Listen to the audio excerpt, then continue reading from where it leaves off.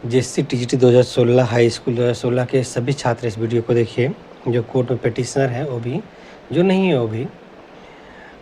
समय की कमी होने की वजह से, काफ़ी बिजी शेड्यूल होने की वजह से अपडेट नहीं दे पाए थे, लेकिन जो 30 जून 2026 को जो जांच टीम का जांच हुआ था, जांच टीम का जो हियरिंग था, उसका अपडेट है कि क्या हुआ उस दिन, क्या क्या हुआ, नेक्स्ट हियरिंग कब है।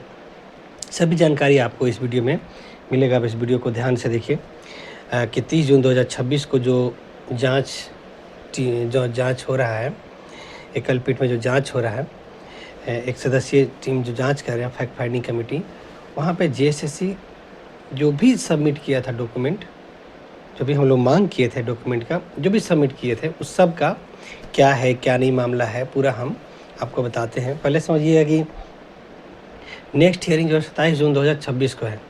27 जून 2026 को नेक्स्ट हियरिंग है। उससे पहले जो है आप मीनिंग समझिए कि क्या क्या हुआ। जो हम लोग सेलेक्टेड लोगों का लिस्ट मांगे थे, तो सेलेक्टेड लोगों का लिस्ट जमा किया था, एक स्टेट लेवल और जो है डिस्ट्रिक्ट लेवल पे सिलेक्शन जो भी दिया था, उसका एक कंबाइन जारी किया बहुत मेहनत से। उसके बाद एक डिस्ट्रिक्ट लेवल भी जो सिलेक्शन दिया उसका भी जारी किया। लेकिन इस दोनों में बहुत सारा फॉल्ट था। पहला फॉल्ट ये कि जो कैंडिडेट सेलेक्टेड हैं, मतलब जो ज्वाइनिंग कर चुके हैं, नौकरी कर रहे हैं, उसका डिटेल उसमें है ही नहीं।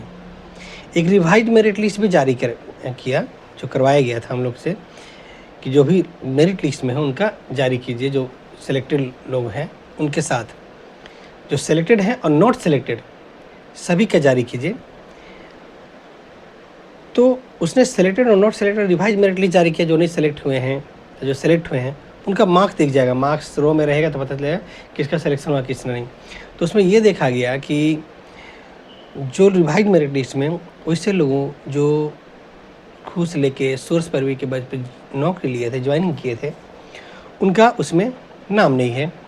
और वैसे भी कैंडिडेट का नाम नहीं है जिनको ज्वाइनिंग कभी हुआ ही नहीं, और उनका मार्क्स वो जो रिवाइज मेरिट लिस्ट है उससे ज़्यादा है, वही उसका उसमें इंक्लूड नहीं किया गया।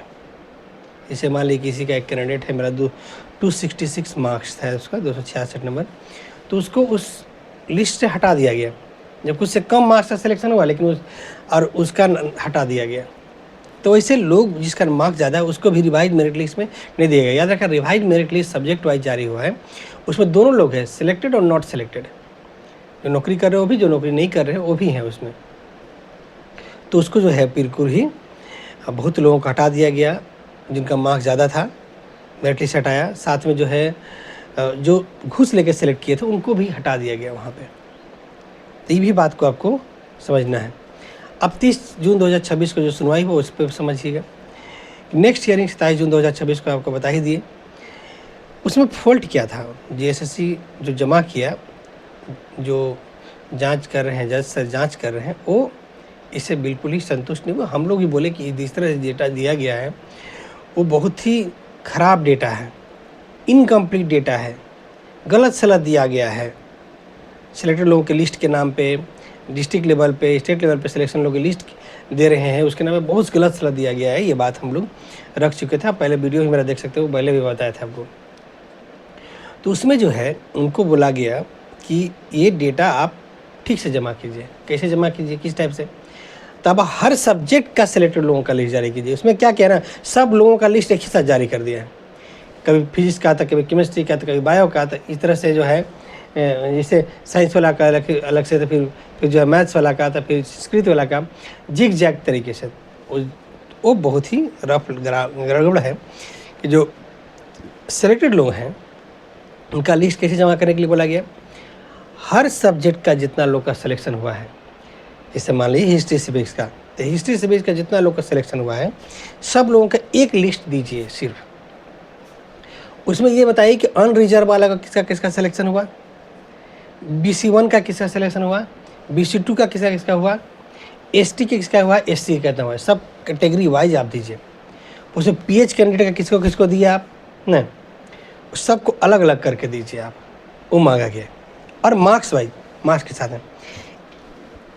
साथ में कितने लोग को एग्जैक्ट आप सिलेक्शन दिए वो दीजिए। तो इससे क्या होगा, कोई भी कैंडिडेट्स जब सेलेक्टेड लोगों का लिस्ट देखेगा तो वो जान जाएगा 200 400 500 लोगों को हर सब्जेक्ट में सिलेक्शन दिए हैं। तो वो चीज़ जो है वहाँ पे इस तरह से मांगा गया। अबर जो उसको लीड चार्ज जमा करना है वो सब्जेक्ट वाइज और कैटेगरी वाइज जमा करना है। अनरिजर्व वाले को से BC 1 BC 2 ST SC PH candidate का पूरा लिख देना है। तब कैंडिडेट जान जाएगा भाई, मार्क्स वाइज देख लेगा कि अनरिजर्व वाले से कितना लोगों का मार्क्स ज़्यादा है। डिस्ट्रिक्ट वाइज भी डिस्ट्रिक्ट भी दे देना है आपको कि हर सब्जेक्ट का आप ओवरऑल बताइए स्टेट लेवल पे, और डिस्ट्रिक्ट लेवल पे भी सब्जेक्ट वाइज बताइए। ओवरऑल भी बताइए कि हर सब्जेक्ट का कितना सिलेक्शन दिए हैं आप। एक तो स्टेट लेवल डिस्ट्रिक्ट लेवल मिला के एक दीजिए, सब कैंडिडेट देख लेगा। एक डिस्ट्रिक्ट लेवल में बताइए कि उस डिस्ट्रिक्ट में किस सब्जेक्ट का किसका किसका सिलेक्शन दिए। डिस्ट्रिक्ट वाइज भी बताइए कि आप जो हैं कैटेगरी वाइज जनरल को कितना दिए, BC को 1 को दिया, BC 2 को कितना दिए, ST SC को कितना दिए, PH को कितना दिए, आप पूरा बताइए। तो अब डेटा इनकम्प्लीट होने की वजह से जो है उनका जो है नहीं हुआ, तो अब उनको इस तरह से डेटा देना है। मेन हम लोग को डेटा इसलिए चाहिए ताकि इससे पता चल जाएगा कि कितना लोग गलत तरीके से ज्वाइनिंग दिया है। इतना डेटा वो जारी कर चुका है कि अब गड़बड़ी झगड़ा करने से पहले 10 बार उसको सोचना होगा। फिर भी आप सभी कैंडिडेट को बोलना चाहते हैं कि आप सभी लोग जो है आप डेटा जो अवेलेबल है आपके पास, जो हम आपको व्हाट्सएप ग्रुप में भेजे हैं मेरे द्वारा जो पिटीशन है, और बाकी लोग भी जो अन्य द्वारा पिटीशन उनको ही मिल ही गया होगा डेटा कहीं से न कहीं से, तो आप जो है वो जो है आपको देख लेना है कि अपने से कितना कम मार्क्स वाला है, क्योंकि हम लोग को भी जो है वहाँ डिटेल देना है आपको। या पिटीशनर है, स्पेशली पिटीशनर है, तो आपको देना है कि आप पिटीशनर है, नाम भी ये है, सब्जेक्ट ये है, कैटेगरी ये है, मार्क्स ये है, इस डिस्ट्रिक्ट में थे, सिलेक्शन आपका नहीं हुआ। आपसे कम नंबर वाला कितना लोग को हुआ, पहले आपका डिटेल फिर कम नंबर वाले को दे दिया जाएगा, साफ साफ वहाँ बता दिया जाएगा। इससे क्या होगा कि जज सर सीधा देख लेंगे कि भाई बताइए कैंडिडेट का सिलेक्शन क्यों नहीं हुआ, तो आपके लिए स्पेशल ऑर्डर भी हो सकता है।